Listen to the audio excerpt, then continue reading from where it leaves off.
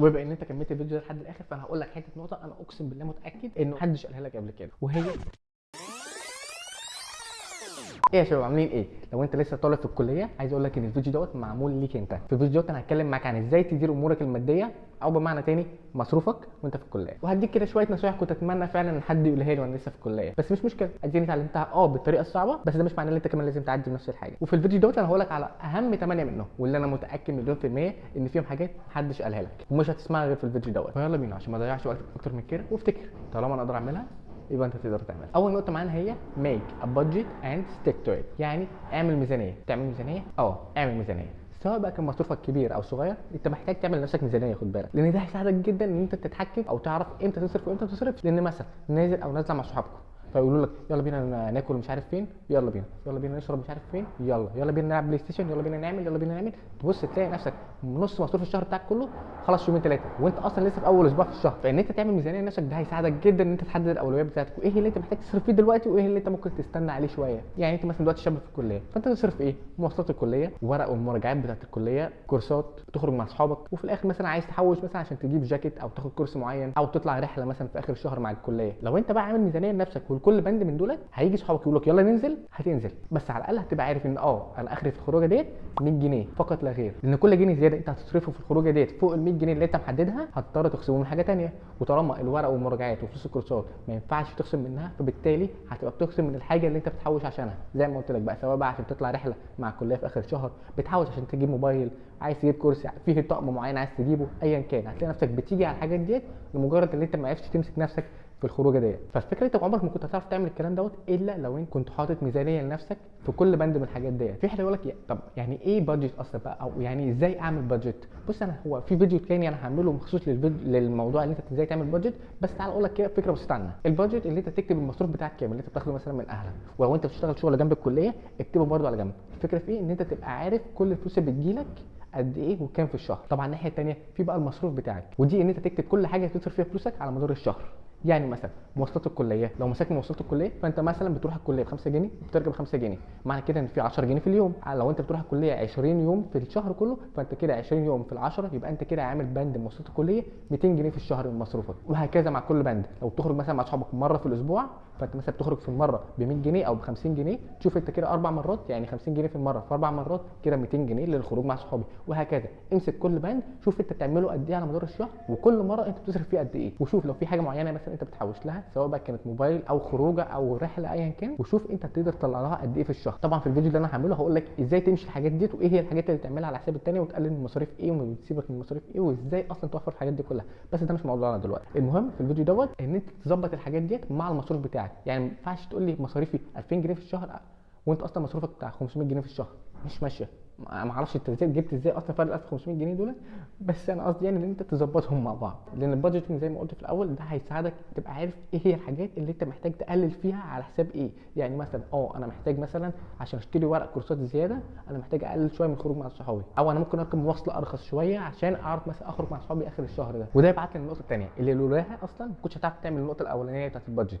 النقطه الثانيه هي keep tracking of your spendings، اللي انت تبقى شايف وبتكتب كل حاجه انت بتصرف فيها. لان الخطوه اللي فاتت دي كانت هتبقى صعبه جدا لو انت اصلا مش عارف انت بتصرف فلوسك في ايه. لان بالعقل كده معلش، على اي اساس انت بتقول انا بصرف قد كده على المواصلات، وعلى اي اساس بتقول انا بخرج بقد كده في الشهر مع صحابي؟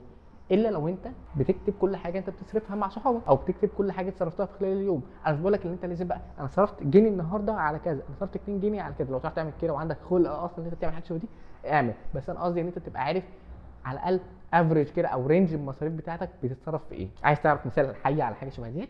عايز اقول لك ان انا كنت واحد من الناس اول مثلا لما يجي وقت انا لازم اقلل شويه من المصاريف بتاعتي، اول حاجه بعملها واول الناس كنت بضحي بالخروجه معاهم هم اصحابي. بعد كده خدت بالي ان انا بصرف فلوسي في حاجه عبيطه جدا مالهاش اي علاقه باللي انا كنت فاكره. خدت بالي ان انا اكتر حاجه بصرف فيها فلوسي هي البسكوت او الشيبسي والحاجات ديت اللي انا كنت بشتريها في السكه وانا ماشي في الشارع. وانا عمري ما كنت عارف حاجه شبه ديت. ليه؟ عشان انا فعلا ما كنتش بكتب.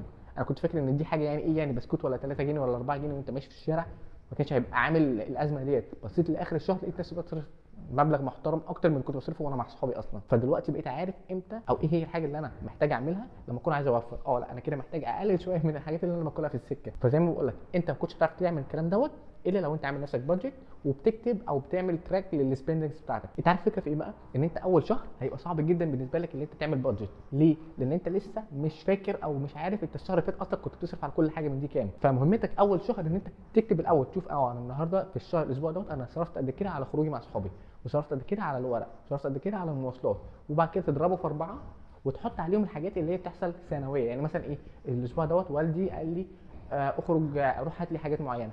ده مش معناه ان والدك هيقول لك كل اسبوع روح هات لي نفس الحاجه، لا، بس الفكره في ايه، انت تبقى عارف ايه هي الحاجات المتكرره على مدار الشهر، وتبقى انت عارف هم بيلعبوا في حوالي قد ايه كده، وتكتبهم عشان الشهر اللي بعديه اول ما تيجي تعمل بقى البادجت بتاعتك تبقى عندك اساس انت واقف عليه، تبقى عارف انا بخرج مع اصحابي بقد كده، انا بصرف مواصلات كليه قد كده، باخد فلوس كورسات بقد كده، وهكذا. النقطه رقم 3 بقى هي اللي انت تقلل مصاريفك على قد ما تقدر. خد بالك انا هنا مش بقول لك تبخل على نفسك، ومش بقول لك ان انت لازم تعمل حاجه شبه ديت. فليه انا بقول لك دلوقتي قلل مصاريفك؟ انا مش قصدي اللي هو قلل مصاريفك في الوقت ده، انا قصدي ايه هي الحاجات اللي انت تشوف نفسك تقدر تقلل فيها مصاريفك، والحاجات اللي انت شايف ان انت بتصرف فيها فلوس ايه هي مش مستاهله الفلوس ديت، لان لو قدر الله لو حصل اي موقف اي وقت تبقى عارف ايه هي الحاجات اللي تقدر تستغنى عنها وازاي هتقدر تستغنى عنها. بس برضه عايز اقول لك ان لولا الخطوتين اللي فاتوا انت مش هتبقى عارف ايه هي الحاجات اللي تقلل اصلا من مصاريفك فيها. يعني مثلا لو انت مثلا بتروح الكليه مثلا بتركب الترام او بتركب قطر او بتركب المترو او بتركب مشروع ايا كان وسيله مواصلات، تبقى عارف ايه هي البديل بتاعك اللي هيقدر يوفر لك شويه. لازم تبدا تبص على البدائل بتاعتك تبقى عامله ازاي، عشان لو وقعت في موقف اضطريت ان انت تقلل فيه المصروف بتاعك تبقى انت عارف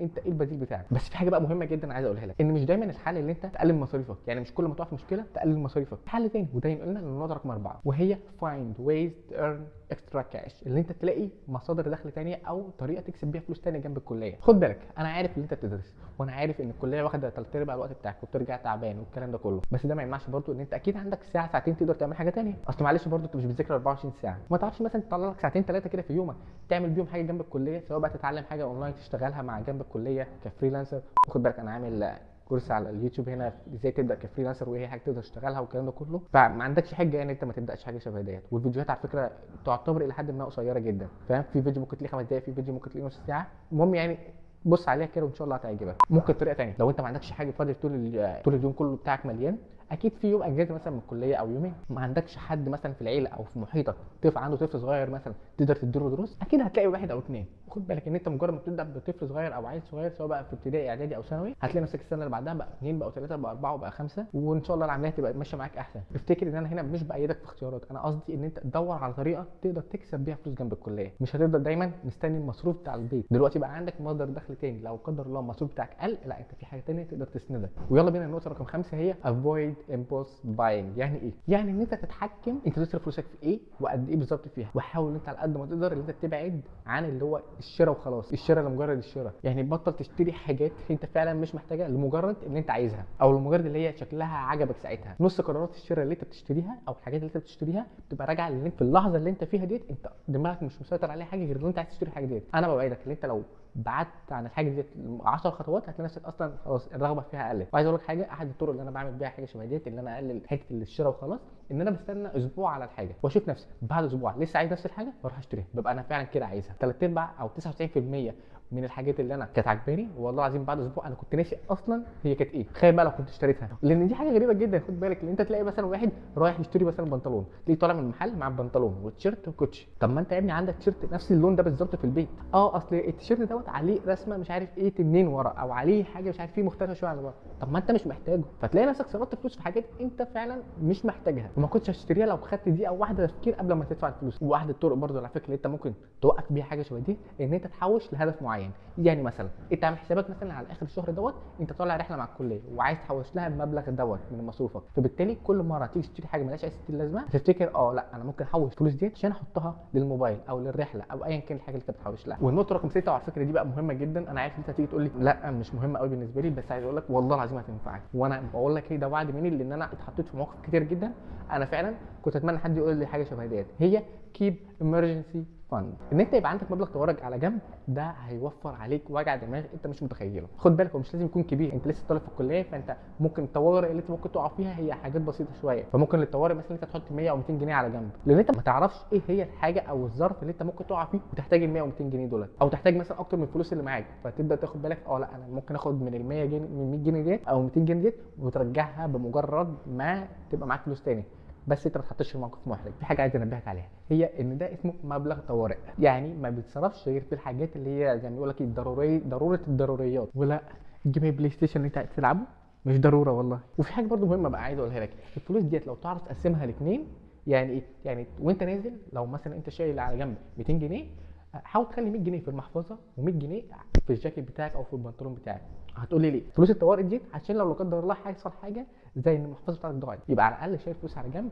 خلاص مش مشكله المحفظه ضاعت، بس على الاقل انا هعرف اروح بيتي. النقطه رقم 6 واللي انا حاسس ان مش كل الناس هتبقى بتريزونيت معاها او تبقى ريليفنت ليها متعلقه بيهم، يعني يوز كريدت كارد وايزلي، اللي انت تستخدم الكريدت كارد بتاعتك بطريقه فيها مسؤوليه اكتر، او تبقى انت واعي وانت بتستخدمها. لان اقول لك حاجه، انا ما عنديش مشكله خالص مع الكريدت كاردز، يعني انا فعلا ما عنديش اي مشكله معاه، بس مشكله الكارت ده بقى في ايه؟ ان هو ما بيحسكش انت تشتري حاجه، انت بتروح فين المحل انت حاسس انت بتاخد حاجه كلها ببلاش، فتبدا تاخد حاجه واثنين وثلاثه واربعه، وانت مروح طالع حاسس ان انت فعلا ما دفعتش جنيه، فتبص تتفاجئ ان انت ما عندكش اصلا رصيد تاني وفلوسك كلها خلصت في الحاجتين ثلاثه اللي انت اشتريتهم. فحاول على قد ما تقدر ان انت تاخد معاك فلوس وانت رايح المشوار بتاعك من الكريدت كارد ديت، ما تحتاجش انت تدفع بيها، خد فلوس على قد المشوار بتاعك او اكتر شويه، عشان لو لا قدر الله احتجت اكتر منه، بس على قد ما تقدر ان انت ما تدفعش بيها. بس ده مش معناه ان الكريدت كارد بتاعتك مش مفيده، لان في استخدام على فكره مفيد جدا لمعظم الناس. ولو انت مش عامل كريدت كارد على فكره برده ممكن يفيدك ان انت تروح تطلع واحده دلوقتي. ممكن تروح بنك اسكندريه تقول لهم انا عايز فيزا الشباب، وتجيب لهم اللي انت في الكليه وصوره البطاقه بتاعتك ويطلعوا لك ببلاش. فائدتها هي ان هي ساعات بتمنع عنك المصاريف او بتمنع ان انت تصرف لو انت مش متعود انت تدفع بيها. لان انا اقول لك حاجه، انا كنت واحد من الناس، انا لو معايا جنيه هصرفه، معايا مليون جنيه والله هصرفه، ما اعرفش، بس بحس ان ايدي بتاكلني كده وانا معايا فلوس، انا لازم اصرف حاجه او لازم اجيب حاجه. سبحان الله ممكن ابقى نازل اصلا واقف في البيت والاقي نفسي ايه ده انا رجعت تاني لمجرد ان انا معايا فلوس ممكن اشتري اكل. فالحل الحاجه شبه ديت اللي انت مثلا يبقى معاك الكارت بتاعك، ومعظم الاماكن في مصر ما بتتعاملش بالكريدت او لسه موضوع تدفع بالكريدت بتاعتك مش كلها موجوده. فحاجه شبه ديت اللي انت هتضطر انت تعمل ايه قبل ما تشتري حاجه؟ لا ده انا لسه لازم اروح الاي تي ام الاول اسحب الاول، فهتلاقي نفسك كسلت، فده منعك ان انت تصرف الحاجه دوت. لو انت مش متعود ان انت تدفع بيها، متعود ان انت تدفع كاش. انما انت لو عندك مشكله ان انت اصلا بتدفع على طول اي حاجه بالكريدت، فلا انت احسن لك ان انت تسيبها في البيت وتنزل بالكاش زي ما قلت لك. النقطه رقم 8 learn to say no، يعني ان انت تتعلم تقول لا في بعض الاحيان. والنقطه دي على فكره مهمه جدا، لان في ناس ما بتعرفش تقول لا. لو انت مش واحد منهم خليك متاكد ان في ناس كتير جدا حواليك ممكن يكونوا ما بيعرفوش يقولوا لا فعلا لاي حاجه. يلا بينا نخرج، يلا بينا ناكل مش عارف فين، يلا بينا مش عارف نشتري ايه، يلا. الفكره في ان انا عارف ان البير بريشر في لحظه شبه ديت بيبقى مسيطر عليك جدا، خصوصا كمان اللي انت بتبقى عايز تشتري الحاجه ديت او بتبقى عايز تعمل الحاجه ديت. البير بريشر دوت هو ان انت تعمل حاجه سواء انت كنت مقتنع بيها او مش مقتنع بيها، بس عملتها لمجرد ان الناس اللي حواليك عملوها. يعني ايه؟ مثلا لقيت نفسك الناس كلها اشترت جاكيت معين، انت ممكن تكون عايز تشتريه او مش عايز تشتريه، بس انت اشتريته لمجرد ان الناس كلها اشتريته، او عملت حاجه معينه لمجرد ان الناس كلها عملتها. فتبص تلاقي نفسك انت جيت على المصروف بتاعك او صرفت فلوس في حاجه انت فعلا ما كنتش عايزها لمجرد ان اصحابك هيعملوها. فلازم على قد ما تقدر ارجوك حاول انت فكر الاول، هل انت مستعد فعلا تيجي على وقتك ودراستك؟ والاهم في الفلوس دوت هو الفلوس بتاعتك. فتعلم ان انت تقول لا في بعض الاحيان، وخد بالك مش هيزعلوا منك، لان طبيعي جدا هيبقوا متفاهمين جدا ان انت وراك حاجات تانية ناوي تعملها، وراك حاجات تانية عايز تشتريها، ايا كان الكلام اللي انت ناوي تعمله يعني. فاتعلم انت تقول لا. وبما ان انت كملت الفيديو ده لحد الاخر، فانا هقول لك حته نقطه انا اقسم بالله متاكد ان قليل جدا او يمكن محدش قالها لك قبل كده، وهي start saving for your post grad time او start saving for your post grad period، اللي هي ابدا حوش للفتره اللي بعد التخرج على طول، اللي هي بعد التخرج وقبل الشغل او بعد التخرج وقبل الجيش. لان الفتره دي من بعد التخرج على طول لحد ما تلاقي شغل او لحد ما تخش الجيش بتبقى صعبه جدا، اقسم بالله انت مش متخيل عامله ازاي، لان محدش بياخد باله منها خالص ولا حد بيحضرك ليها. هتلاقي كل الناس موجهه لحاجه واحده، ايه هي؟